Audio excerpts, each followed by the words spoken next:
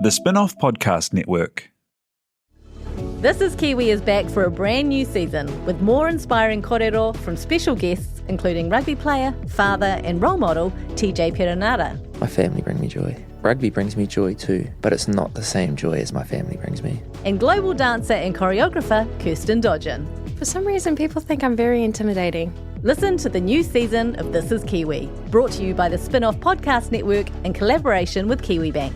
Available now wherever you get your podcasts. Talofa lover, I'm Madeline Chapman, editor at The Spin-off. If you have the means, consider supporting our high-quality journalism by becoming a Spin-off member. Sign up now at thespinoff.co.nz/donate. Most podcasts don't have pod in their name.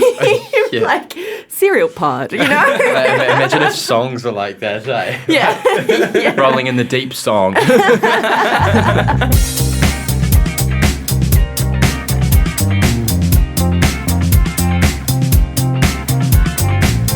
Kia ora koutou, welcome to The Real Pod. This is your podcast for reality TV and popular culture in Aotearoa. I am Alex Casey. Today, we're going off script. We're going off piste. We're going into the underworld with new guests. Some of which you may have never heard on this podcast before. Some of which may be familiar to you.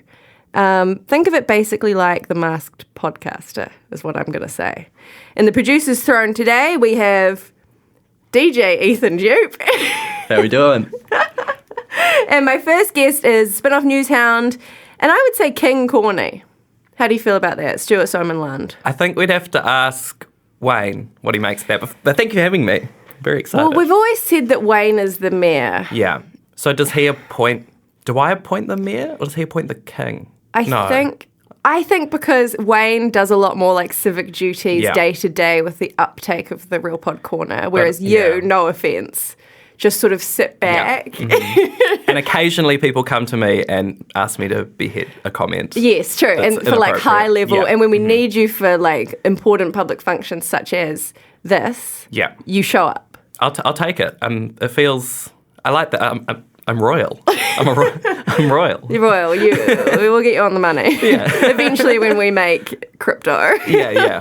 When this pod falls apart. That'd be great. Coming up on the podcast, we're going to be looking at the shambles that was the Block NZ auctions, the bizarro delight of Rita Ora at the Rugby World Cup, and we're going to recap all the celebrity Treasure Island gossip with one of the current celebrities. But what we haven't told you is actually overnight, Stewart. I mean, you can see this. Yeah. Ethan, you can see this. A monolith has arrived in the studio. What's in the box? What's in the monolith? It's large, it's in charge, and there's someone inside it. And it's got like a cranky wheel thing that you got to turn to open it. It does. I don't know how they got in overnight. No. You know, this building is secured to the nines. The art department that leaves binoculars lying around. They've snuck in. True. So there is someone inside this monolith, inside the studio, who will be revealed in the second half of this podcast. Stewart, do you have any guesses? Well, we've seen... Oh, you said current cast. I was going to say we've seen Chris Parker jump out of a box this week. So he's got track record of emerging from inside a box. So that's a possibility. But you've said current cast, but because he was on one episode, is that a current cast member? I don't know. I'm throwing. A lot of questions. Ethan, who do you think is inside the monolith? I've just been sitting here for 2 minutes Googling what a monolith is, so... Now, this is what I like about Ethan. Not only do you not watch any reality TV, when I walked in today to start this podcast, you looked at me and went, is this the real pod? Like, I'm going to sit down and drop a gone by lunchtime on your ass. Because I'm here. I'm throwing everything off. That's true. Could be the news. Yeah, it actually could be the news. And it should be the news in a lot of ways. Speaking of which, let's get into the real news.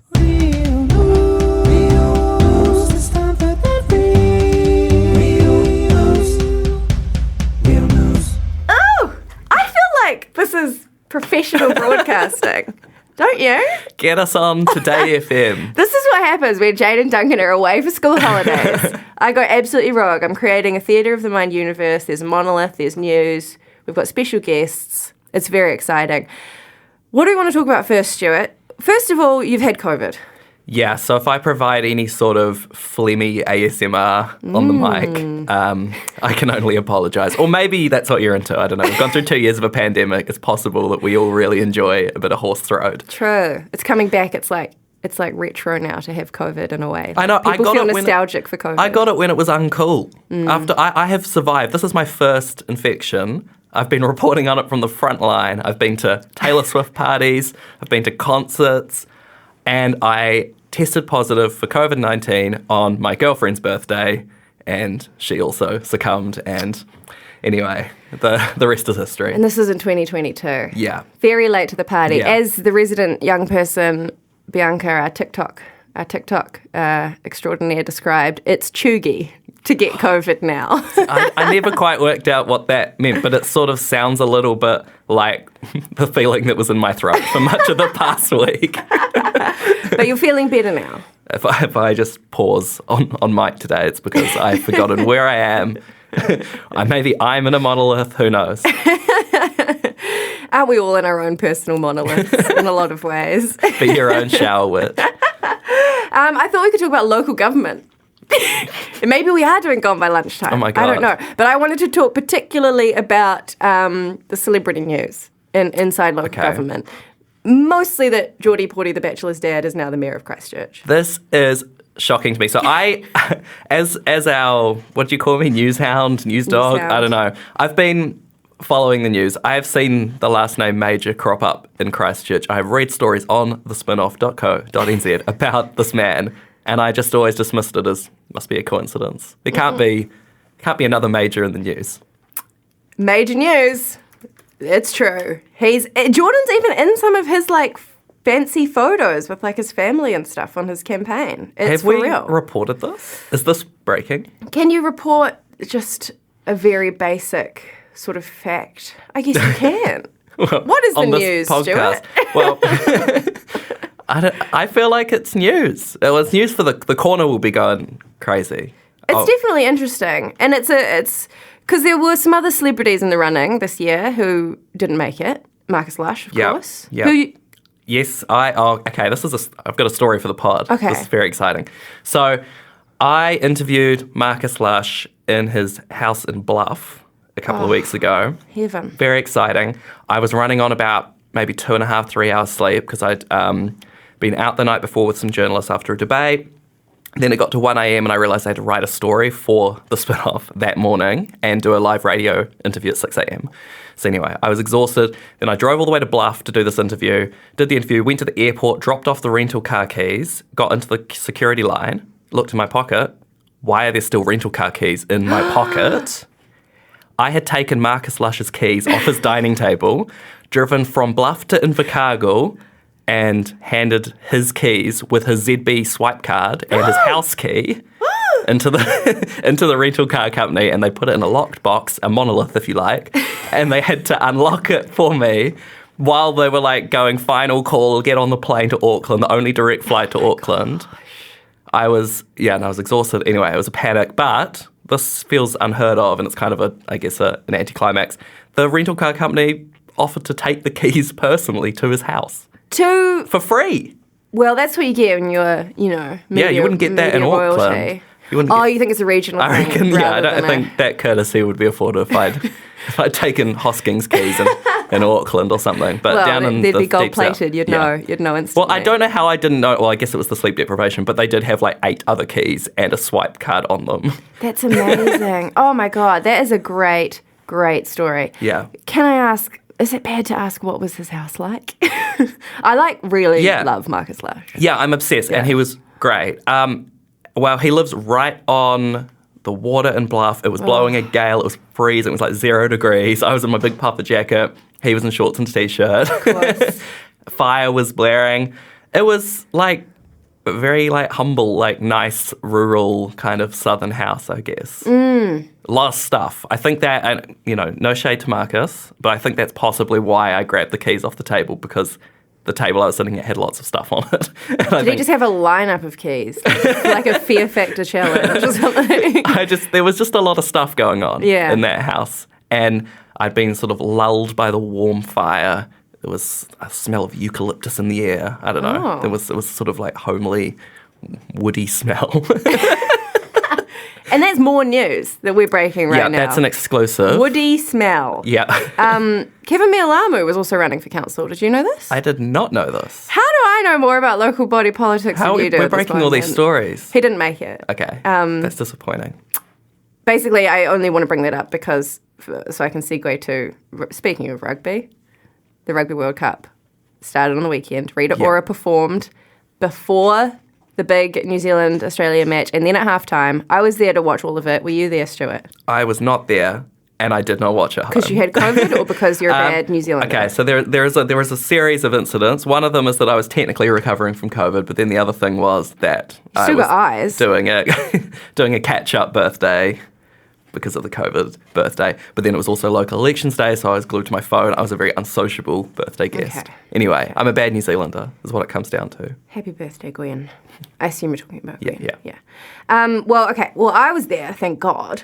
And Rita, it was very strange. I don't know if you saw the spin-off I've fantastic seen the coverage. I've read a lot of coverage, so I'm aware of the weirdness. And perhaps it's kind of like because they build it as this like Super Bowl halftime show, and we know what the Super Bowl looks like. We know the scale, we know the pyrotechnics, the acrobatics. It was basically kind of just Rita on a very small stage, very far away, with 8 or so dancers. Wasn't she on the field at one point? That was for the first performance. She came out on the field, and it actually did look really good, kind of on camera, like Was it filmed like close. when Beyonce showed up during Coldplay's performance and like did formation on the Almost formation? I don't know. exactly like that. Wow. But yeah, Taika introduced her at halftime. It seemed very much like Taika had just kind of made a decision to come out very early, like with only 5 minutes to go, and because the Pātea Māori Club performed before Rita, and they were terrific. And I think he kind of forgot that he had to introduce them before he introduced Rita, so he came out and did this long sort of speech being like, someone very special to me, I just wanted to come out and say, you know, she's wonderful, very, very close to my heart. Oh, and also another group that's really close to my heart, the Pātea Māori Club, ladies and gentlemen. But it was quite charming and hokey and like classic New Zealand kind of a way. And I feel like there's this weird, sad kind of tall poppy thing about Taika at the moment. I feel like there's a little bit of negativity about Rita Ora as well. Was that a vibe when she was performing or when he was doing his weird intro? Not in People were loving it? Fortress Eden. No, people were loving it. There was a man behind me who was like, "Oh, she's beautiful. She's beautiful." And someone else was like, "She's tiny." There was a lot of love for her. And I looked around and people were singing along. Like, Wow, so they knew songs. the songs. That's good. Where I was like, Shazam. Did she Shazam live? But yeah, if you have time and access to the Women's Rugby World Cup, try and watch it. Stuart? Yeah, I'm genuinely Make a going pledge. to do it. Except I have another concert on the final day. So anyway, I'm kind of not very patriotic, but the middle games before the final. Oh, that's the other thing is that Rita Ora thought she was performing at the finals, which is very funny. That's true. She posted on her Instagram. Yeah, she put on her Instagram that she was performing at the women's final. No, I don't think that she mentioned rugby. And then she's now re-uploaded it and said women's opening or something. She amended it. I do love her. I find her really fascinating and interesting. I'd highly recommend if you haven't watched her Architectural Digest tour of her quite weird flat in London. Highly recommend. Just, if you see Taika and Rita anywhere, please email me, alex@thespinoff.co.nz. I want to know what they're doing all of the time, basically. Okay, now we have to do kind of an uncomfortable pivot to FBOY Island because we pre-recorded last week and we missed the news that broke about these court charges that against one of the contestants. It was basically revealed by the Herald that who was his name? Wade Moore went to court last year facing charges of suffocation and admitted to police that he had lured an intoxicated woman to his house with the intentions of having sex with her. Horrible story, absolute nightmare. The show is already a pretty ropey premise that I think a lot of people needed a lot of convincing to get on board with. And I think this has kind of maybe killed the show. I don't know. What do you think? Yeah, I feel entirely unqualified to talk about this, but yeah, it feels like, I mean, if you watched it, I feel like even if they sent it to me now as a screener or something, I'd probably just be like, I don't know if I want to. Yeah. Maybe out of like sort of morbid interest, morbid fascination, but it just feels like it can't really work anymore. I mean, they've stopped promoting it, basically. Yeah, it was just this morning, actually. So we're recording this on Tuesday. FBOY Island's supposed to arrive tomorrow on TVNZ.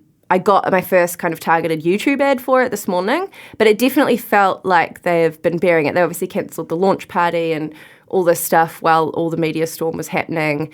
You know, the woman at the centre of the story was kind of calling for him to be cut out, which they agreed to do. They cut him out of the show, but she actually wanted the show pulled. Yeah. And then there's been this petition from Project Gender, which I think has like over 1,000 signatures now, calling for TVNZ to pull the show. A lot of pressure, a lot of tension. I have watched the US one. I did kind of get into it when it was announced that they were making it here because I was curious. And it is quite, what do I want to say here? It's divisive.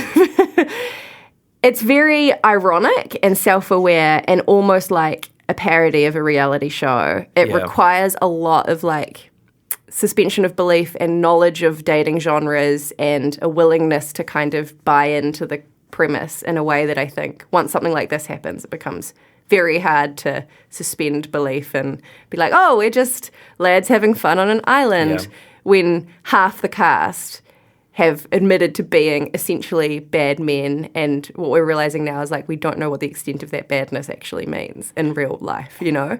I think what's like almost unfortunate about this thing is that, I mean, yeah, the US franchise is massive now and it's spread all around the world, and I mean, there is sort of precedent for it to kind of work in a way, like you say, sort of wink, wink, nudge, nudge way, and then it arrives in New Zealand and very clearly the casting failed. The casting process didn't work, and now I don't think it has a chance to re-emerge in that vaguely positive light. I mean, you wouldn't call the show feminist or anything necessarily, but like it kind of, it's not as bad as maybe its name and premise would make it seem. I don't know. I haven't seen it. That's just my read on it. It doesn't seem like it should be as bad as a lot of the commentary is suggesting. I think the like dream god tier analysis that they want of the show is that it's like a devastating takedown of masculinity, and it reveals, you know, all these toxic traits and these parts of modern dating that are bad, but...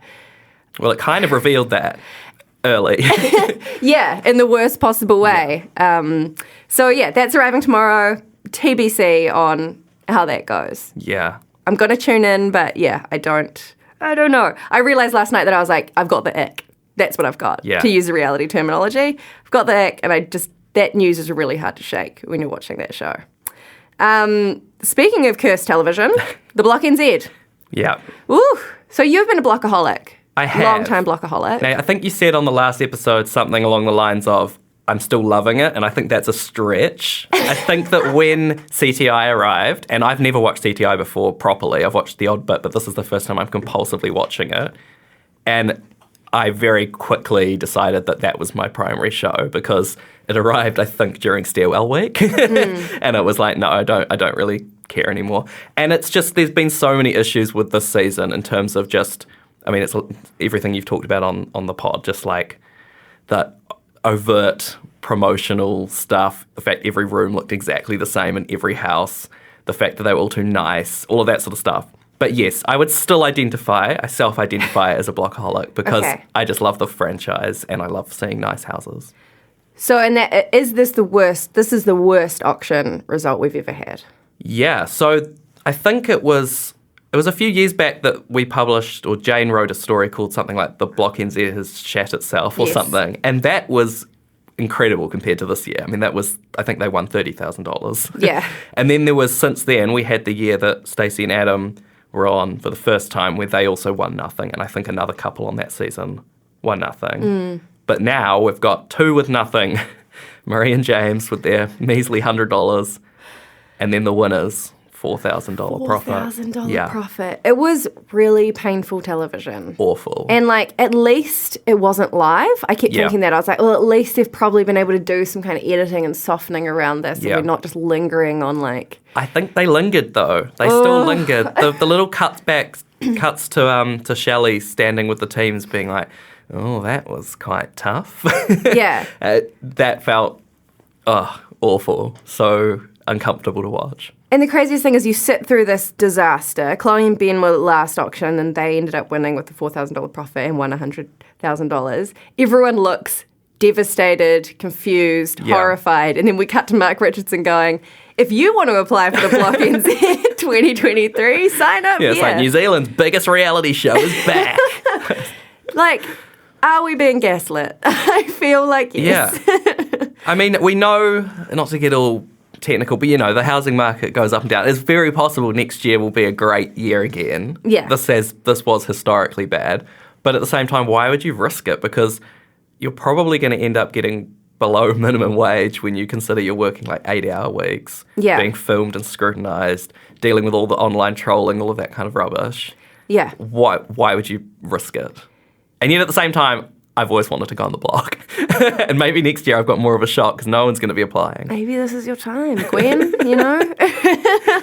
Yeah, it's really, I mean, possibly part of it is like Orewa townhouses as well, like compared to Point Chev, big kind of standalones. I don't know, I'm not a realestate.co.nz expert, but it did look like an absolute washout, like across the board nightmare. I was very surprised to see the casting call at the end of the episode. I'd just been reading tweets where people were going, okay, well, this is clear. They've pre-recorded this, so they've had time to work out this is a failure. There's no way it's coming back. And then it was just such a sudden, jarring transition to Mark Richardson calling for new teams. Yeah. And I almost thought it was quite cruel that they put because it was a 90-minute episode and did not need to be that long. That's, I think, as long, if not longer, than the live auctions used to be. Because they had all that preamble at the start, recapping things. That's right. It sort of made it even worse when we then realised that things had not gone well. True, and like they knew that. Yeah, but they were like, well, let's look at the highlights.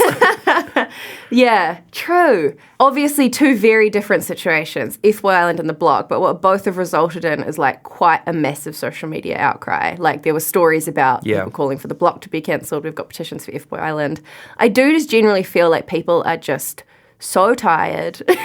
We've been through hell. We just don't want to see people in pain or at risk of being hurt anymore. Like in reality, I feel like But at the same time, and I mean, you'd need Duncan here with his sort of knowledge of TV ratings and stuff. But, MasterChef and Bake Off and those sorts of things, pretty happy reality TV. I feel like there's no online chatter. No one really watches them. Shows like The Block, though, seem to rate pretty well. Is it still? I don't know. I don't know. We don't know. Based on the online chatter, there was so much, a lot of people were clearly watching that or at least had an opinion on it. But I'm be very surprised if MasterChef New Zealand comes back next year because I think I was the only person watching it by the end. That's true.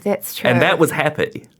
What else is happy, though, is Bake Off, which we have not talked about on this podcast, really, but I have been watching. And I actually kind of love as my little sanctuary where I, don't have to take notes and think about it very hard. The finale will have aired, I think, when this comes out. Oh, God. I'm a couple of weeks behind. Are you? Yeah. Oh, it's just been so good. I was really I know you wrote about Peter Gordon and the Caker, Jordan Rondell being kind of weird judges at the start. I've really come to love their extremely gentle, quite sleepy approach to being on television. I still struggle with that because I feel like as a viewer, even if what they're eating is amazing, I want to know how amazing it is so that I can kind of feel like I'm in the room. But they just go, that's quite nice. That was a good Peter Gordon. But I want to be told why it's nice. And they never really elaborate beyond a positive or a negative critique. I like to just hear, yummy. Peter Gordon loves to drop a yum and a yummy. Yeah. And I just kind of respect it. It's sort of like, even though they're these very high-level, extremely successful industry leaders, they just kind of talk like normal people. That's what I'd say. I'd be like, that's yum. But I've been watching British Bake Off at the same time, which is going through its own sort of cancellation event at the moment, which we can get into if you want, but I haven't actually seen that episode. But the judges on that are just so good at explaining what they're eating. It's just such a contrast between, and I think that Fleischl Schneider did a pretty good job of that as well. Just, I felt like they were able to give good critiques where I knew what had happened, why something was bad, or I felt like, wow, that's the most amazing cake, I really want to eat it. I just want to eat all of it. It was Chocolate Week I watched last night. Oh, I don't want to spoil it for you. No, it's okay. So I don't want to predict, but I kind of love the final three. I really love Jonathan. I always love a surprising baker. Oh, yeah, and Jonathan, okay. the kind of was English guy. Shocked that because the stereotype, at least based on the British one, is usually that the like couple of mature contestants go in the first couple of weeks. They're usually like, I've been baking this recipe since my gran taught it to me, and they just like give it their best shot, and then the judges are like, why did you not add any salt to this? And they're like, because that's what my nan did. So they're usually not very good. So yeah, I'm loving how that he's actually nailing it. Yeah. And he's imaginative and has inventive recipes. He's good with flavours. And I do think in recent episode, particularly Jordan has been explaining a bit more. He made a crazy thing for Chocolate Week. Like, he was listing what was in it, and it just went on for like 10 minutes. Like, just so many different things. So yeah, love Bake Off, love comforting shows. Yeah. Love Treasure Island as well. I'm loving it. It's so good. Could you give us any more thoughts on this week because we have to open the monolith soon? Yeah. Like, the I'm monolith is very excited. creaking. I can hear.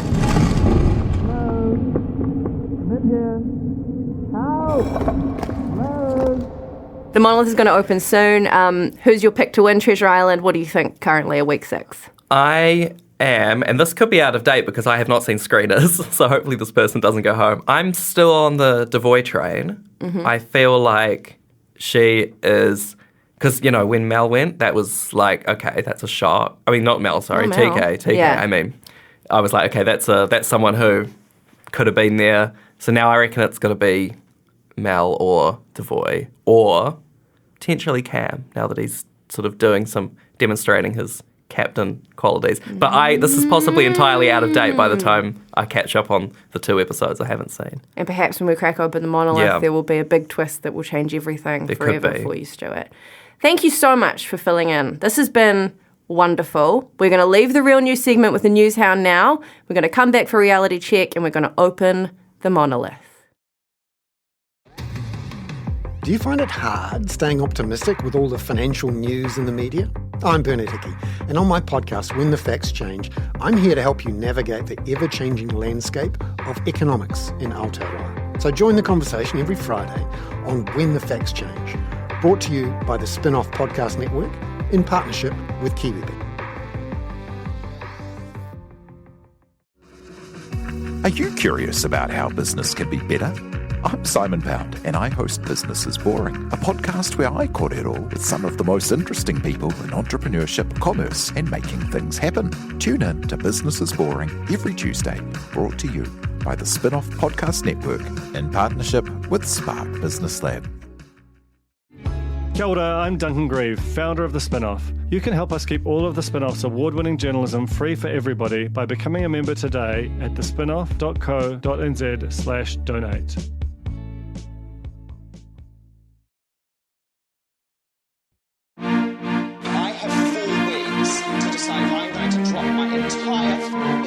I am disgusted at how much you have copied my husband.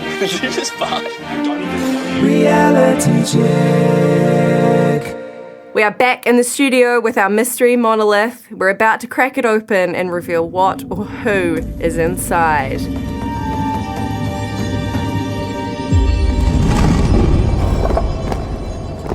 The monolith is open. Who is inside? Hello, it's me, Cam Mansell. What? No one saw that coming. Ethan, did you see that coming? No. It's taking me by surprise. Almost as surprising as the giant monolith in the studio. Who put that there? Amazing. Thank you so much for being here, Cam. Thanks so much for having me. How was it inside the monolith? Was it okay? Inside the monolith was quite dark, but you guys did give me some water, so I appreciate that. Thank you. You're more than welcome. I've noticed you've got a little Love Island bottle there. Yes. You're a big reality fan, aren't you? I am. And this is partially, not just that you are a current celebrity on Celebrity Treasure Island, which is obviously a huge draw card, but you are in the Real Pod Discord. I don't know what Discord means. Okay. You're not in the Real Pod Discord? Yes, I am. No, I am. I just forgot what it was. Okay. I was like, what's Discord? And then I remembered. Yes. Because I'm not even in the Real Pod Discord. Are you not? No. Oh my gosh, it's so fun. I love seeing what everybody has to say about the show. It's so interesting. And people are like, that was a stupid decision. What are you doing? And I'm like, I know, watching it back now, I totally agree with you. What was I doing? So were you a listener of this podcast? How did you find out about it? One of the producers told me about the Discord and was like, you've got to check this out. I'm so interested. And then I was like, whoa, this is crazy. It's like a whole world. Yeah. Are you there under your real name or do you have a... Just under my real name.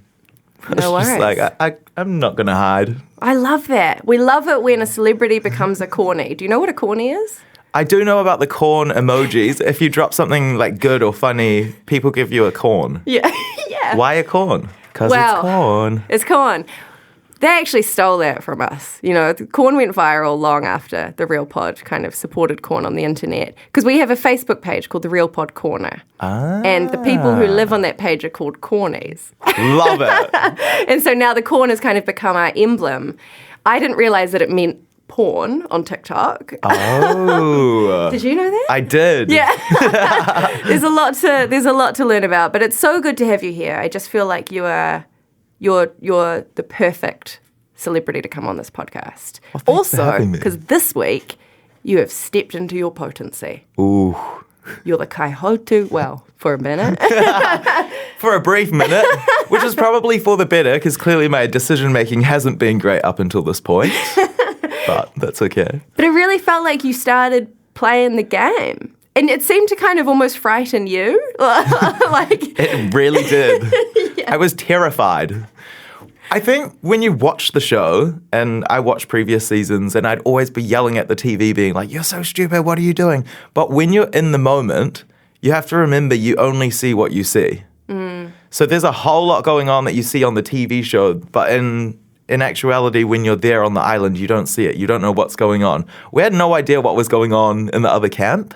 That's crazy. Which is so weird. And you don't know what anyone's saying to the cameras, right, in their own time. Yeah. Because you go off and you do these like secret interviews. They're not secret. Everyone knows you're doing them. But you never find out what people are saying. It's shocking. Until you see it on TV. I would also like to say for the people at home who cannot see Cam right now, you look so different. You look so clean. Oh my goodness. Oh my goodness. The amount of dirt. I don't think I've ever been exposed to that amount of dirt ever. And it was quite a long time. Like day 17, day 18 we're up to now. And it's like, it's been a long time. And at a point, do you just like embrace the grub? 100%. Yeah. We were lucky in our camp we did have a shower. The other camp didn't have a shower. So they'd just be swimming in the ocean to try and get clean. But you know when you get out of the sea and you're just all salty and yuck? Yeah. They were experiencing that every day. And you're just that forever. Yeah. But some people pay good money for that, you know? True. Like I couldn't help but think like, this is outward bound. And I feel like a lot of the personal revelations and the personal growth is very outward bound that you're seeing. 100%. It's exactly that. But I feel like outward bound is a week or 2 weeks maybe. This is true. This is a little longer. Well, depending on how long you last. True. So we're here, it's week 6, day, oh, goodness me, 16, 17. Did you think you'd be here? Absolutely not. No way. When I made it through the first day, I was like, oh, okay. I just didn't want to be the first person eliminated. And I was like, okay, I have done that. And then the rest of it, I was just like, wow, okay. Yeah. Get comfy. Over halfway now. Over halfway. Craziness.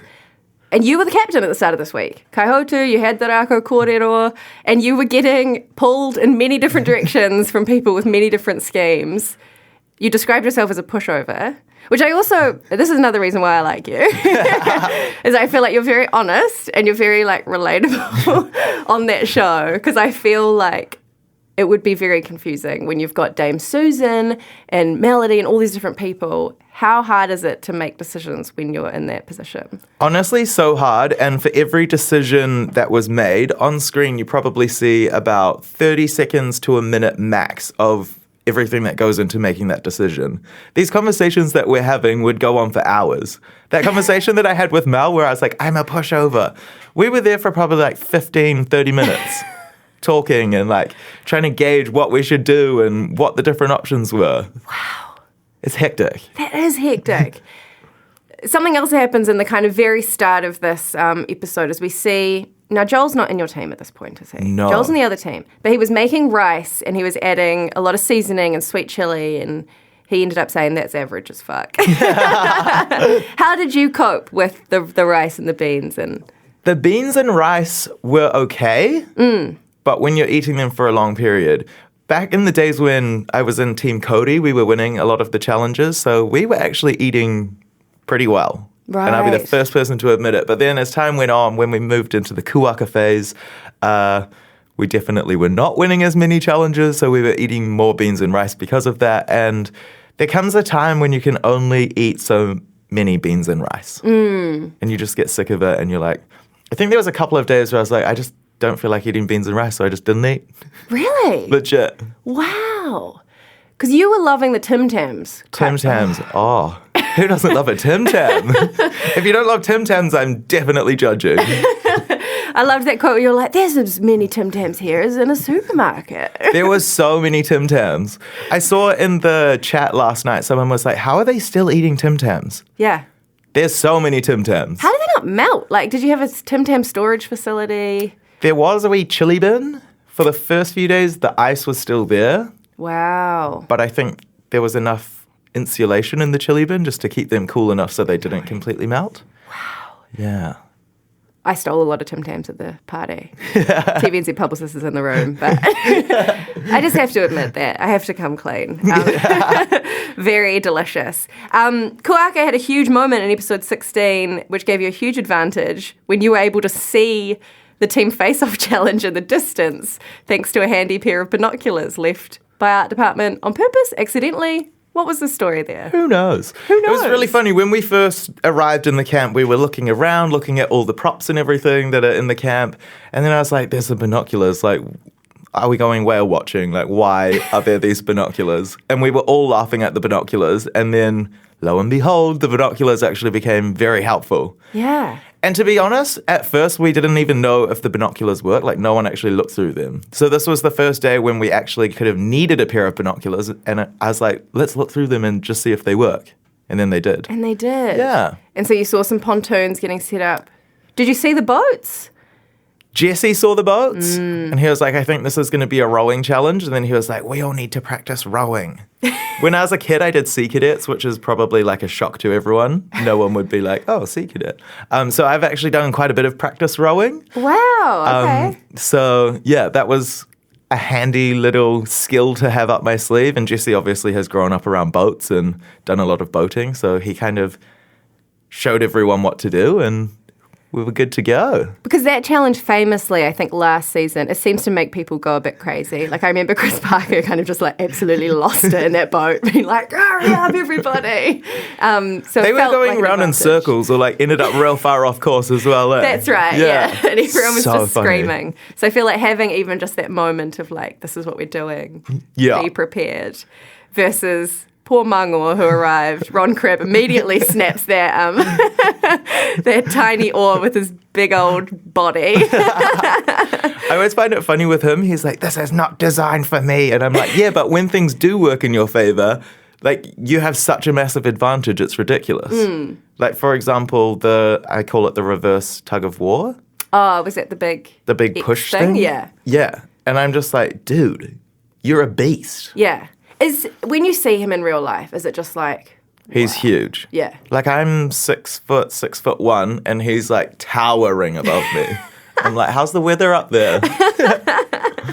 I loved it when he snapped the thing, and yeah, he said something like, I'm not, this is a hobbit world. Yeah. Absolutely loved it. How hard was that challenge? How hard are the challenges? Depends on the challenge. Okay. Some of them aren't as hard as they look. Some of them don't look that hard, but they're a lot harder than they seem. That challenge for me was pretty easy. Rowing, love Love boating. Sea cadets. Shout out. So yeah, I enjoyed that one. I think we definitely had an advantage though, and I'll be the first person to admit it. We kind of anticipated what we would have to do, and then, use that to our advantage. Are you in like physical pain at this point, just existing on the island? Or is it okay? How are you feeling internally? Internally, okay. Yeah. I think at this point it's like, haven't spoken to anybody from the outside world at all. Like everyone thinks, oh, you get your phone for 5 minutes a day or something, but genuinely you do not. So yeah, I was at a stage where I was just like, I wonder what is happening on the outside world. Like, is everyone in my family all good? At the time, COVID was quite a big thing. Yeah. So not being able to talk to people and not really knowing, like we didn't even know the COVID numbers each day. We were just completely shut off. We knew it was bad, but we didn't know what was going on. And you're quite an online guy, aren't you? How did it feel to be away from your phone?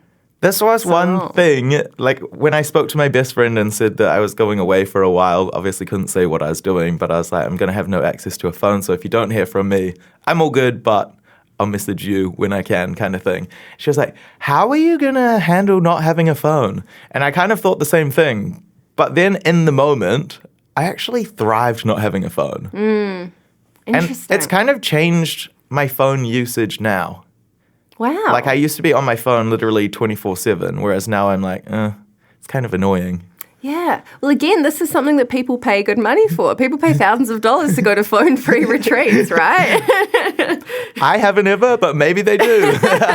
They really, really do.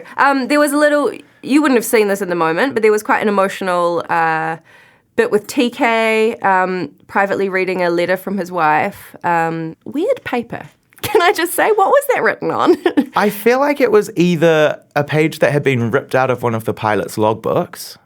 Oh. It was either that or... How did his wife write on that then? I think... Or was it like dictated? I think what happened was she might have sent like a text or an email and then one of the producers would have written it for him because can't have a phone on the TV show. Can't have a phone on the TV show. Yeah. And don't have mail on the island. Yeah. Famously. Interesting. Well, this is just some of the inside gossip you're getting on this podcast, can I just say.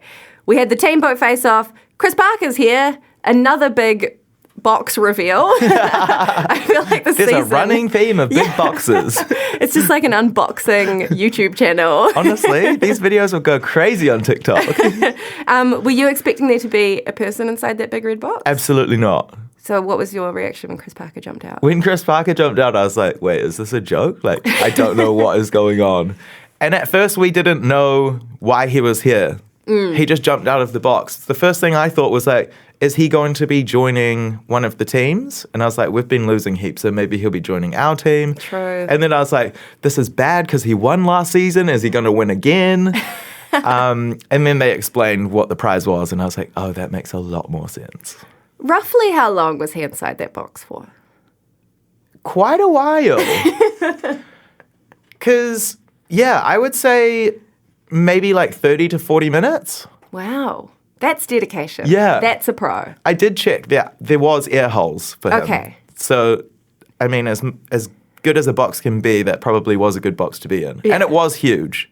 Okay. He's a big guy. He's a big guy. Yeah. Yeah. So the prize for the boat challenge was a kind of smoothie date with Chris Parker. You guys won, right? Yeah. You won because you had practice, you had an advantage. You didn't break any oars. Sorry, Ron. I loved the smoothie rewards setup, I have to say. Chris just like losing his mind on that jangy NutriBullet. What was that all about?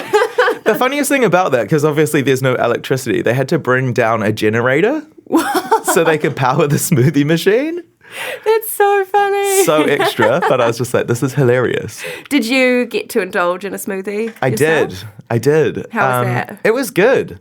And I feel like a lot of the prizes up until this point had been like sweet treats or kind of like junk food. So it was quite nice to have something that was like nutritious. Yeah. But also delicious. It sounds like kind of fruit and salads and stuff is what people are really starting to crave. Want to get stuck into. Yeah. What did you have in your smoothie? I had some mixed berries. a banana, some protein powder, Ooh. bit of ice, and I think maybe some orange juice. And this was handmade by Chris Parker? Yeah. That's rare. That's amazing. And so, did we see you got a chat with Chris, didn't you? Yeah. Privately. And that's where he told you to treat it like a board game, right? He's like, it's like a game of Monopoly. Yeah. That seem to kind of change things for you a little bit? Yeah. It was a light bulb moment because up until this point, I didn't want to make any enemies and I was really trying to keep everyone happy, hence being a pushover in multiple situations. So that to me was just like, at the end of the day, it is a game. Obviously, there are people playing and you don't want to be mean for the sake of being mean or whatever, but it is a game. And the idea is you want to win the money for your charity. So stop being weak. Be like Ron. How are you in a game of Monopoly? Oh, I'm real bad at losing. Like if my parents or sister listened to this podcast, they'd be like, he's terrible unless he's winning. Right. If I'm winning, it's all good. When I was a kid, I used to throw the game across the room if I lost. Okay. Not good with board games. Give me a game of Articulate though. Oh, love it. Love Articulate. This is interesting. So this could be, is this a teaser about how you're about to turn in the game? I think I've mellowed out a little bit. Okay. In my old age, Yeah. which is probably for the better, especially in this scenario. But yeah, definitely mellowed out. Probably not quite as competitive as I used to be. I did also think about another board game this week that I think CTI borrowed heavily from, Cranium. A lot of sculptorade with Yes. the Play-Doh at the charity challenge, charades, impressions. It was all there. Yeah. It's like one big game of Cranium, but life-sized. Exactly. Or Hobbit-sized if you're wrong crib. Then we had the elimination challenge. This was, the classic Survivor challenge where you have to drop the balls and they go through the thing and then you add more. Obviously, you were not involved, but this was, you had to put up Mel and TK. Mel and TK. Ooh. What a big move from you. That was probably my first power play. Yeah. And I was like, ooh, I'm going to embrace this. Yeah, that was hectic. I saw both of them as massive threats. And I obviously did not want Mel to go home, but I knew we needed a strong player to wipe out TK. So that was kind of my mentality behind this decision. And it's funny, people on the Discord are like, at this point in the game, you should be not putting up your strong players and using your strong players to wipe out the weaker players. It makes sense, but at the same time, you don't want to get to the final 6 or however many and have some of the strongest players in the game still there. So it's really... You're thinking it's a long juggle. term. Yeah. You're thinking Lambton Key, the big money, the big money properties at the end. Pasco, collect $200. Exactly. That challenge, very much a mental game. I feel like they're both very strong mentally. TK seems to be able to travel to a different plane of existence. Yeah. Quite a lot of the time. I don't know how he does that or what he's doing, what world he's in, but yeah. Somehow he just escapes his reality and is talking to his wife, which is amazing. That's such a wild skill to have. Mel was so focused from the get-go. It was just focus, counting the seconds from when the ball would drop in to how long it would come out. I never would have thought to do that if I was doing this challenge. Yeah. It was insane. When you're watching from the stands, do you are you able to see it all and see what's going on? Is it easier to watch on TV than be there, or what's the situation? I definitely think it is easier to watch on TV. You're a lot closer. Everything's obviously high definition. When you're there, the balls are quite small, so it's kind of hard to see where they are in the track. Yeah. But yeah, definitely easier to watch on TV, I would say. And with a challenge like that, it's just all of a sudden something. You don't know who's kind of in the lead or whatever. It's just one mistake. Yeah. And then you're out. And TK just made a mistake. Dropped the ball, literally. Dropped the ball. And you took out a titan of the game with that decision. Were you whoa? I was like, that paid off, thank goodness. Because the last time I tried to do a power play did not work in my favor at all. Remind me. Dylan. versus TK. And I was like, for sure, this is Dylan's challenge. He's going to win. And then he didn't. Right. And I was just like, oh no, what have I done? We love Dylan. Love Dylan. Yeah. I love Dylan. Okay, good. And I still feel guilty about it to this day. The weirdest situation, like this was filmed in kind of February, March, and you kind of think you've moved on from it, but then you watch the show back and it just brings up all these emotions. And like, you have to relive it all again. Yeah. Are you still in touch with everybody? Not everyone, but most people. Who's on the shit list? Literally no one's on the shit list. I think like in any situation in life, there's going to be people that you gravitate towards and they gravitate towards you. And then there might be people you gravitate towards, but they don't gravitate towards you. And there are some people that just probably not my people. And it's nothing personal. It's just, I wouldn't talk to them. Well, not that I wouldn't talk to them, but like our paths probably wouldn't have crossed in the real world. We were on this TV show and probably may never see them again. I don't know. Interesting. Diplomatic. Someone you did cross paths with in a major way, Dame Susan Devoy doing the splits. Yes. Oh my goodness.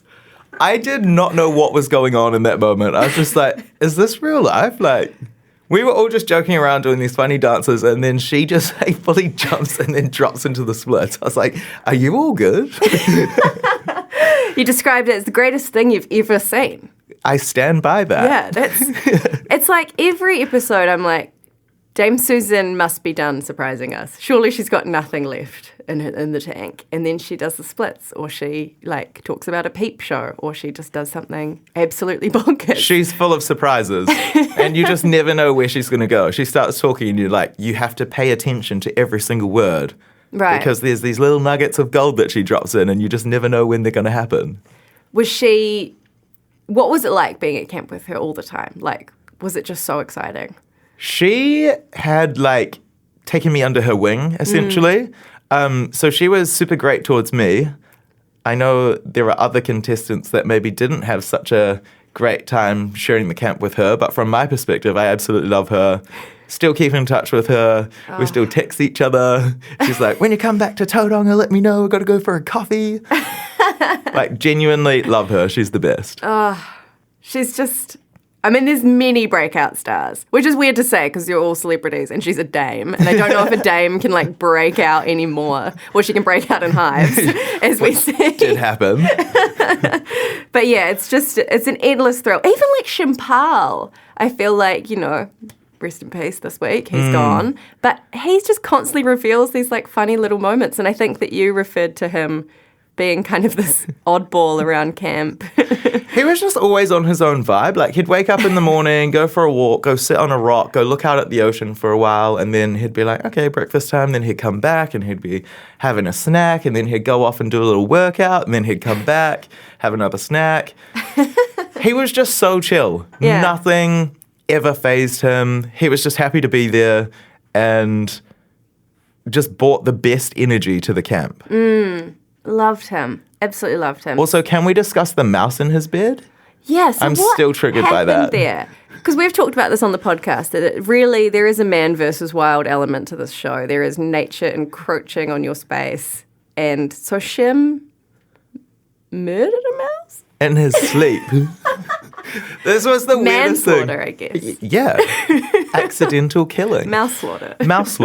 It was honestly so weird. Like, we'd all woken up. I think it was a super windy night that night, so no one had really had a very good sleep. I remember seeing the episode back, and I was just like, yep, I looked as tired as I felt. But then Shim's like, oh, guys, there's a mouse in my bed. And I was like, put it outside. What are you doing? He's like, nah, it's dead.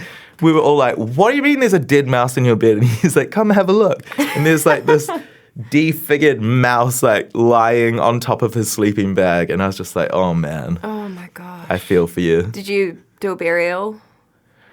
I think at this point I was still in bed because I was so tired. So I did not get involved with the burial for that one.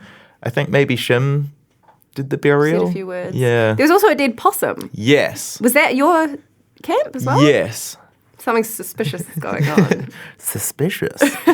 Yeah, no, the possums, we wanted to send them a message. Obviously, they're not great for our native trees in Aotearoa. And we were like, if we can get rid of one, we're doing our part for the land. Wow. So, yeah.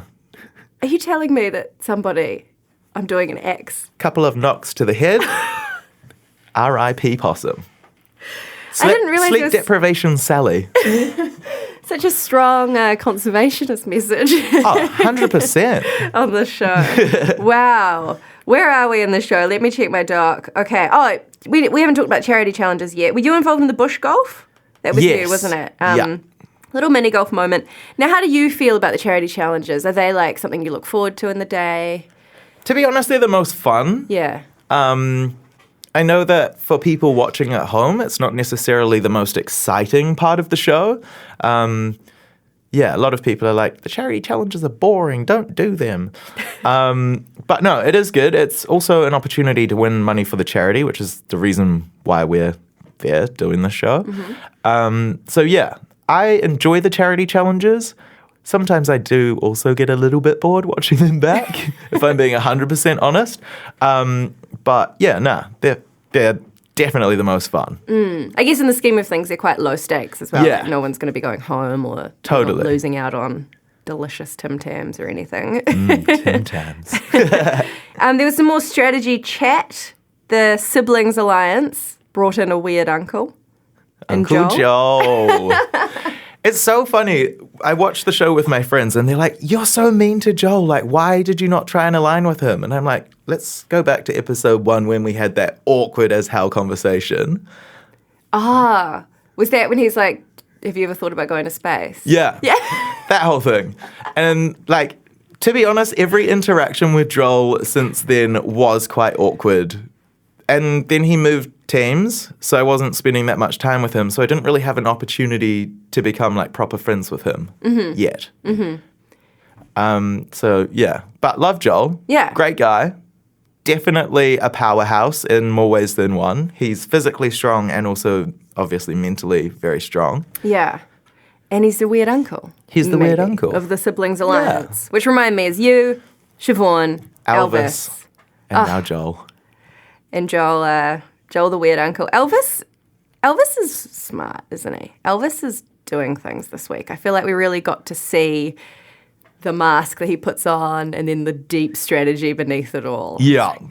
These people have layers. Layers. Did you know like Elvis? Onions. Yeah, completely. Did you know that Elvis is layered? 100%. From the get-go? Yeah. Yeah. When we were in Cody, I think our beds were next to each other, so we spent a lot of time chatting and talking strategy. And the thing that I find weird about this season is the strategy gameplay came in so early on. I feel like last season it was a little later, whereas this time it was kind of like, boom, you have these characters like Courtney who's just like, I am here to win this and I've got to do everything in my power to make that happen. Elvis is friends with Lance Savali from last season, so I think maybe heard a couple of strategy things that could help him. And yeah, from the get-go, it was kind of just like straight into it. It's also interesting this season, I feel like, probably to your point, people are just talking about alliances in the open and sharing like, what's your alliance today? Yeah. In this weird kind of like open source material sharing way. There's so many alliances as well. Like it's impossible to keep up with all the alliances that are going on. And they're all changing so fast. All of the time. And so, but the sibling alliance was still strong at this point, gaining members.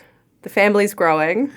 We go to a team face-off. This was the one that I thought was quite cranium derivative as well, the memorize animals and act them out. I actually loved watching this. I thought this was very funny, seeing the theatrics of like Ron doing the crab, like his massive body. Definitely a fun challenge. Yeah. Definitely not great for my team. No. But that's okay. Some of your guesses, is it a lizard? Is it a pterodactyl? Oh no. The worst part of that for me was trying to remember the animals in the right order. Right. You're a bit hungry. You're a bit tired. You haven't had to really remember too much other than your alliances up until this point. Right, true. So yeah, I guess for me, anyway, my brain definitely was not firing properly. And I had to keep running back and looking at the order of them. But I'd have a look and then I'd get back and I'd be like, oh, I can't remember what it was. Yeah. And you'd be like trying to remember, like going through your head. And also it's kind of high pressure. At this point, Mangel was kind of winning the challenge and you're like, I don't want them to win. So... Because your captaincy was up for grabs, right? Yeah. You had a lot to hold on to, and unfortunately, you had to give it away. That I did. And then watching it back, I was like, did the team just want to change captains? Conspiracy. Do you think someone threw it? I genuinely have no idea, and I don't believe anyone on the team would throw it. But you just never know. I did think Jesse Chuk could have done a better bat. I was like, come on. He just went upside down like that. I was like, do the wings and the fangs. Anyway. I don't want to seed any suspicion in your mind. So Mangel got the pie prize as well. You must have been quite jealous of that, I imagine. I'm not a massive pie eater. Really? Yeah. Even in a desperate situation? I mean, it would have been nice to have a pie. But I feel like the prizes that are the ones you really want to win are the things like a little bit of everything where it's like, or maybe not necessarily a little bit of everything because it was like one apple and one glass of Coke to share with everyone. But the ones that you really want to win are when it's like sauces because you can put the sauce on the rice and beans and just give it a bit of flavour. Right. Not just the one and done. One and done situation. There was also a lot more strategy chat here because obviously you had lost the leadership. I loved how Siobhan was like, I can do captaining if you want. People kind of pushing themselves forward. Jesse eventually steps up. Which I was kind of like, you were the captain 5 minutes ago, wasn't he? Isn't that a bit unfair? I don't know. I would totally agree with that. And also watching the show now, knowing his situation with the monolith, would we put him in that position now? Right. Probably not. But obviously we had no idea what actually happened with the monolith. That's right. Of course. So at this point, you think what about what happened to Jesse? He had this weird Harry Potter Philosopher's Stone kind of yarn. Yeah. What was your understanding of what happened with the monolith? My understanding of what happened with the monolith was that he saw the final 3 challenges. And he told us that he had a piece of information that without that piece of information, you wouldn't be able to complete those last challenges. Right. So that's basically just safeguarding him from elimination and I'm gullible, so probably believed his story. I don't think Mel, from watching the show, I don't think Mel was believing what he was saying. But yeah, that's what I thought was going on. Obviously, very different scenario in reality. But he makes it back to the captaincy. Yeah. You mentioned that sometimes strategy chat is like high school popularity contest and it's awkward. 100%. And at this point, like, I'm feeling bad for Mel because I think early on in the game, she was trying to make an alliance, and then when she was outed by Mike King... That's right. I think a lot of people were kind of, like, nervous to really align with her and maybe potentially didn't trust her as much as they should have or could have. So, yeah, I feel at this point, especially watching it back, I'm feeling for her at the moment. And she also reveals she has this quite emotional interview privately where she talks about feeling alone and missing her husband and stuff. And I was just like, oh. I'm not going to lie, I had a cry watching that. Yeah. And I was like, I didn't know that was even going on. Wow, so that was all pent up inside. Yeah. Amazing. Did you have moments like that? 100%. Because I feel like we haven't seen you have a good cry yet. Oh, you will. You really will. Spoiler. So Jesse's now the captain, steps up, we've got the captain's test, balancing those little weights on a board. Would you have wanted to do this? I'm terrible with balance, so probably not.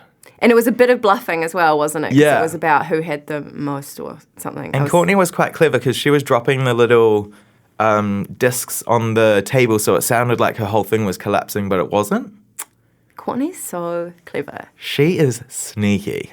She could do, if she wasn't a successful Shortland Street actress, like an Ocean's 8 style heist easily. Easily. And no one would even know. Like, career She's a woman criminal. of many talents. So she wins. She gets the right to, she gives the person an extra day, and she decides to save Mel. Controversial. Did you say controversial? I said controversial. Controversial. You know about that cocktail? It's Cointreau cocktail. I haven't heard of this, but I love it. Was this a shock to you in the bleachers? Not really, because there's always kind of been this overarching theme of a female alliance. And at this point in the game, I think both Karen and Paulina in Courtney's team, probably not the strongest players, no disrespect to them, but probably not the strongest players. And then you've got Mel on our side, who's an absolute powerhouse and could definitely easily win this entire competition. So Courtney wanting to protect her probably comes from that. And also I had just put Mel up for elimination, so Courtney wants to give her an extra day. Not that I was trying to eliminate Mel by any means. Yeah. But just to give her an extra day. I think, to me, it made sense anyway. Some people seem shocked by it. At what point, have we got to the point where Elvis mutters about the mercy card? Have I missed that? Because there's like sometimes the show does things in flashbacks, which I love. Yeah. This kind of clever reveal that things have happened that you didn't know about. So maybe it was after the boat. Was it after the boat challenge? It was after the charades. Oh, that's right. And he sort of just mutters, Yeah. Courtney's got a mercy card. Yeah. Did you when that kind of happens in those moments of chaos where there's whispering and stuff, do you know what's going on? Are you like, yeah? Absolutely not. I had to go back to Siobhan and try and remember what he'd told me. And I was like, I genuinely have no idea. Yeah. It all happened so quickly. And I was just like, that was a vital piece of information that I needed to remember. As I said, at this point in the game, my brain's just not all there. It's genuinely not. And I was like, there was something about a card. I can't remember anything about the card, but I think he said Joel's in our alliance now. And yeah. And Siobhan's got a target, which came out of nowhere, seemingly, that information. I don't know what that's all about. The whole target thing. It's the Elvis. Elvis definitely told her she had a target, but I'm like, who has the target on her back? Maybe Courtney? Hasn't really been explained yet, but maybe there'll be another flashback. I hope so. Or maybe Elvis is stirring the pot. He could be. What happened next? Everyone's confused. Start of episode 18, even Bree's confused. She says, I was supposed to know everything about this game. Karen liked the decision. She said it sent a good, clear message. Karen's obviously very for the Women's Alliance. Back at camp, more confusion. You were talking about having a fear of Mel. That nobody's going to be able to take her out now. She's got one more day, and a lot can happen in a day, as we've seen. Very true. And everyone's mocking Joel because he's very sleepy, weird uncle. In this moment, he's like, Uncle Joel, wake up. It's like, there's a wiggle. Jeff, wake up, Jeff. Oh my goodness. So good. And everyone's kind of doing impressions of Joel while he sleeps. The man can sleep. The man can sleep. So that's true. That's representative. He's out like a light. Out like a light. I have no idea how anybody can be so good at sleeping, but maybe when your brain operates on that high level, you can also learn to turn your brain off. I don't know. My brain's just always like, meh. Not doing anything that's that helpful, but it's always just whirring away in the background. Yeah. Joel's probably just doing equations in his dreams or something. He's figuring out pi. There was a quite good moment, quite a tense moment, but an interesting moment where Courtney and Elvis were doing some funny thing where they go, stupid little girls, or something like that, and Karen called them out on it. And she said, why don't we say stupid little boys? All language means something. And again, it was this kind of I feel like the show does this very well, where suddenly you're like, oh my God, we're having a bigger conversation here. Yeah. But it also felt real awkward. Yeah. I think it was a little awkward in that situation. I know you can kind of also see it from both perspectives. Elvis isn't saying stupid, silly girls as in girls are stupid and silly. It's just this funny little saying that he says.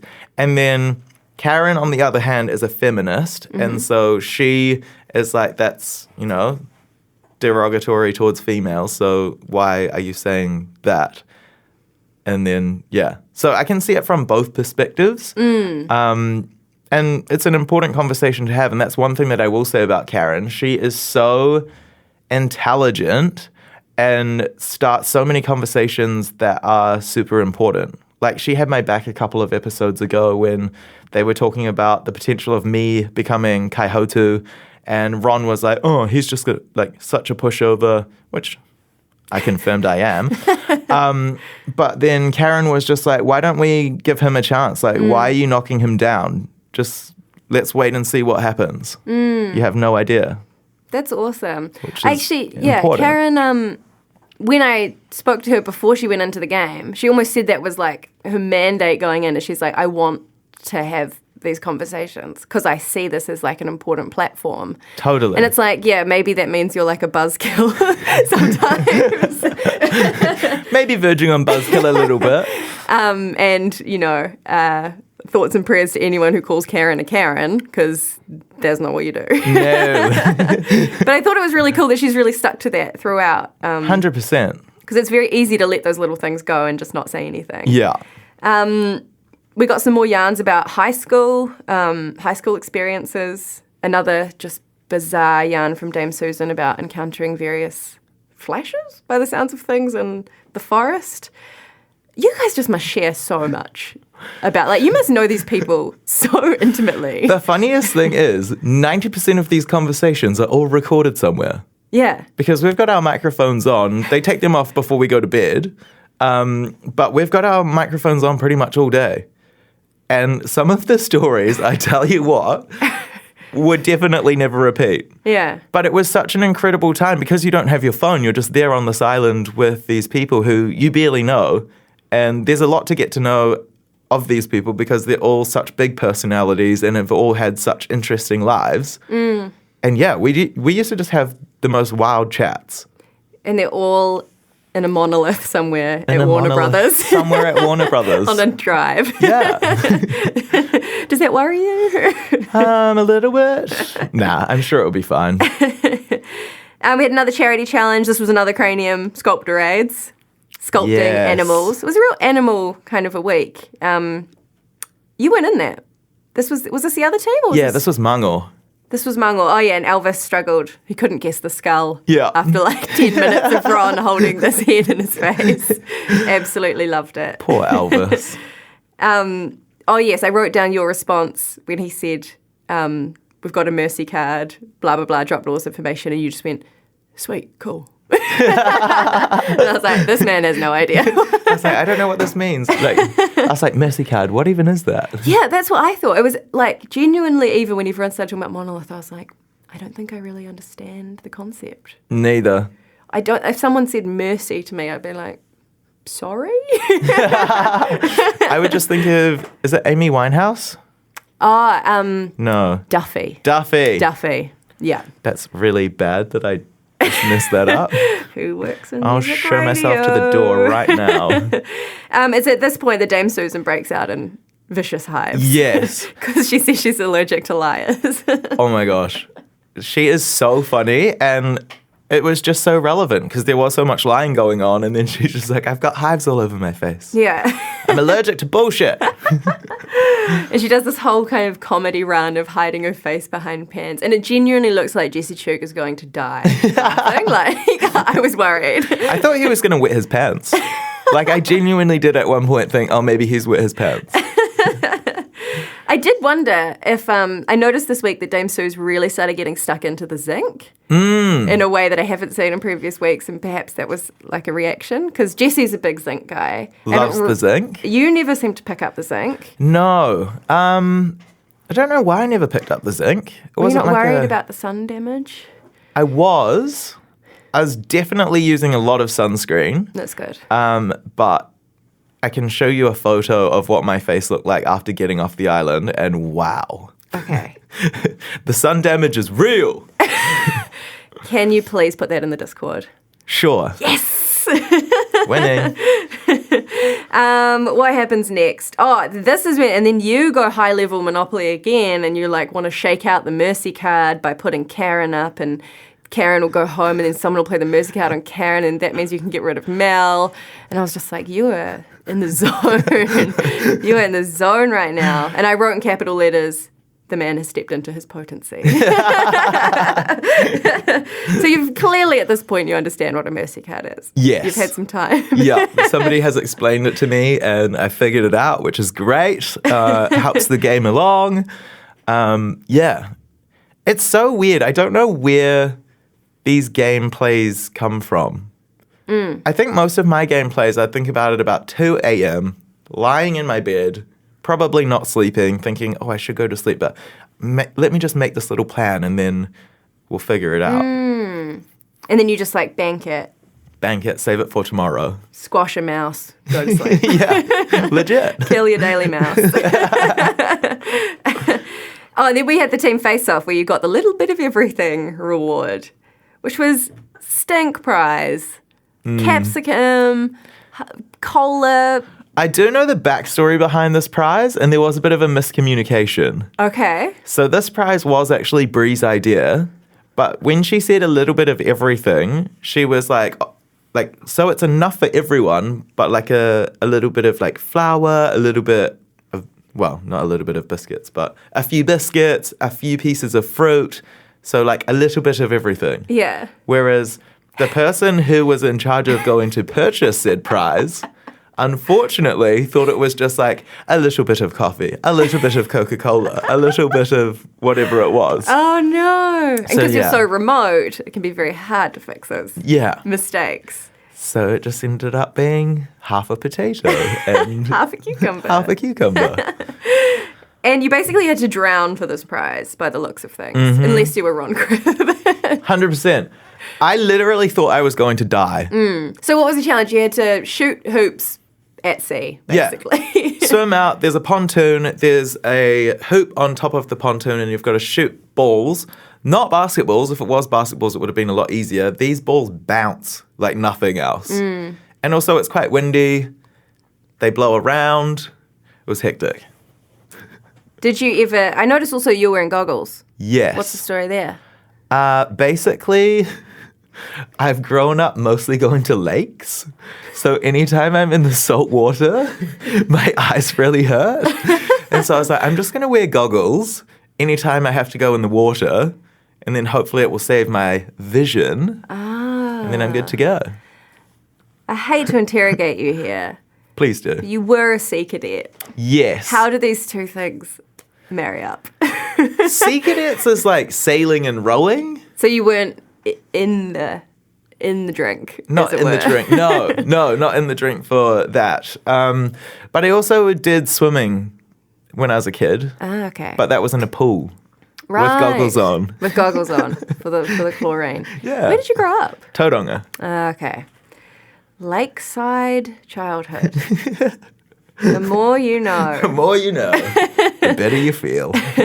There was a bit of confusion after the challenge about there was a clue in the sand, or was there, that Ron had left for Mel. I'm still confused by this now. Yeah. Because obviously I didn't see any of this happen when I was on the island, so did not see it. But did you think it was shady when Mel was like, hey guys, so I'm just going to go back and get some stuff that I left? The funniest thing was, we walked together to the challenge, and I was like, I'm pretty sure you're holding what you brought with you. So I was kind of like, what is she doing? But then I was just like, oh well, never mind. Yeah. Just keep walking. But this is what you need to do if you ever play on this show. Always question the things that you are kind of questioning, because 9 times out of 10, your gut instinct is always right. Even when you're in a crazy state of paranoia. Yeah. Like, right to be paranoid.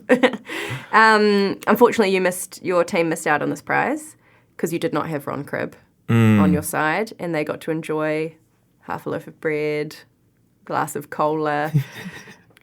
The funniest thing was Elvis and Perlina sharing out the glass of cola. That's right. At that point, I was like, I don't think I'm worried we didn't win that one. Yeah. I suppose it was sort of an exercise in sharing and teamwork. Meanwhile, you guys are still like enjoying pineapple. Where did that come from? That was from the smoothie day with Chris Parker. Oh, so you got to take there was a whole fruit's bunch of home. fruit left over, and we got to keep them. Thank you, Chris. And thank you, Champal, for doing a beautiful chop job on that pineapple. And also squeezing the lemon. That was something I learnt on the island. If you squeeze lemon over pineapple, it gives it a bit more of like a zesty ting. Wow. Ting? Tang? Tang. Or tang if you're like trying to be cool. So put lemon on your pineapple, long story short. This is where we see Elvis come undone a bit in his interview. Yes. That he's feeling pretty cut up. He hates playing the game. It's not in his nature, but he's still doing it and he's finding it hard, but he wants to be there to inspire people. And again, we get one of these moments that's like, the meaning. The feels. Yeah. And that if he can do it, anyone can do it, that kind of thing. And I was like, you know what? Vulnerability is strength. 100%. And I really respect him for opening up like that and then just going back into the game, smile on his face. It's interesting that Courtney kind of saw that as like a bad thing, almost. The fact that he can kind of switch between the two personas almost? Yeah, that he's untrustworthy or something. Yeah. I wouldn't see that as untrustworthy personally. But yeah, like from my perspective, I just think he loves to, make people around him have fun. But he's also got this amazing sensitive side. And I don't feel like you can be the fun, make everyone have a good time person all the time. Yeah. Sometimes you're having an off day. Sometimes you're stuck on an island with a bunch of celebrities and there's a lot of gameplay going on. Totally. Yeah. So I felt for him in that moment. And this all feeds into Courtney's decision for the elimination challenge.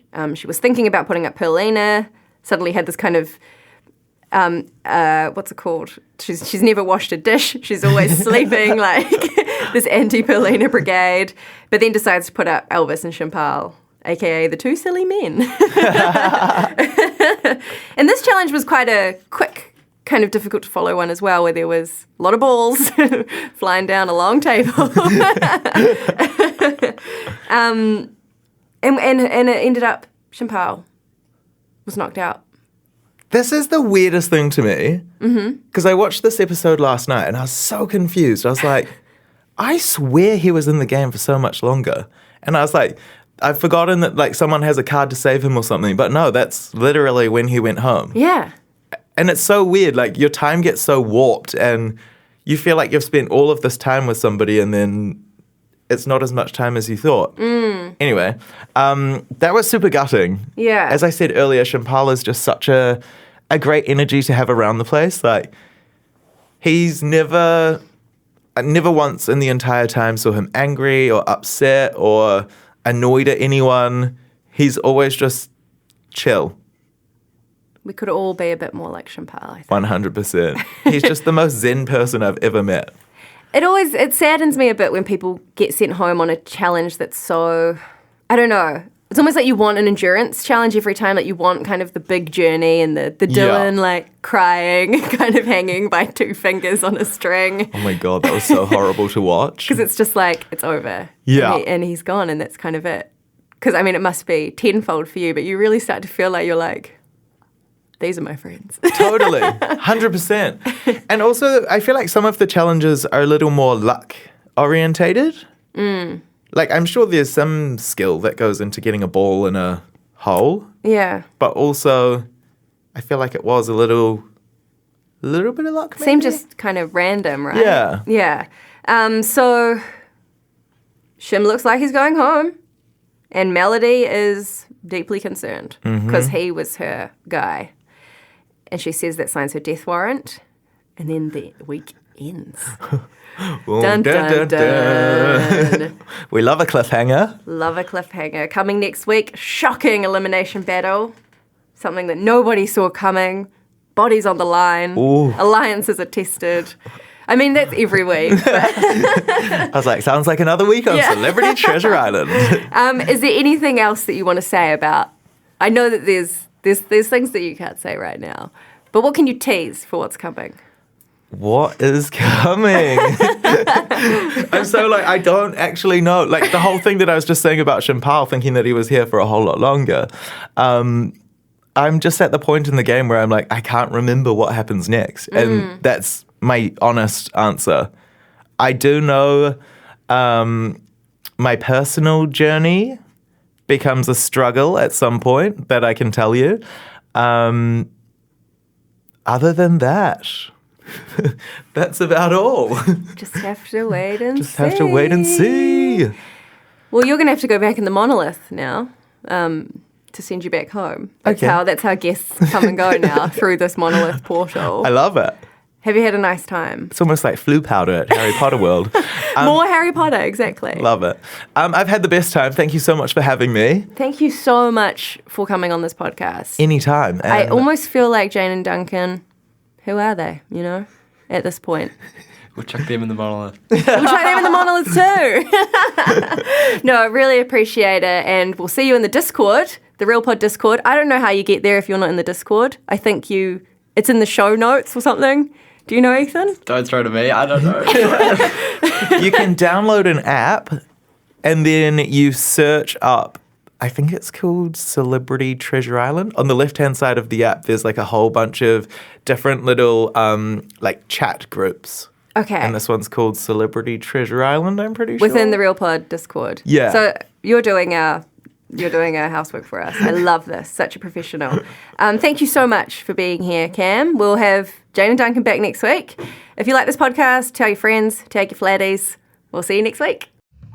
Kia ora, this is Toby Manhire, here to urge you to tune in to Gone by Lunchtime, a podcast with me, Annabelle Lee Mather and Ben Thomas, tackling the world of New Zealand politics, from policy to polling, from scandal to psychodrama. Listen to Gone by Lunchtime, brought to you by the Spin-Off Podcast Network, wherever good pods are sold. Kia ora e te iwi, Te Aihe Butler here, podcast manager at The Spin-Off. If you enjoy listening to our podcasts, consider supporting our mahi by signing up to become a Spin-Off member at thespinoff.co.nz/donate. The Spin-Off Podcast Network.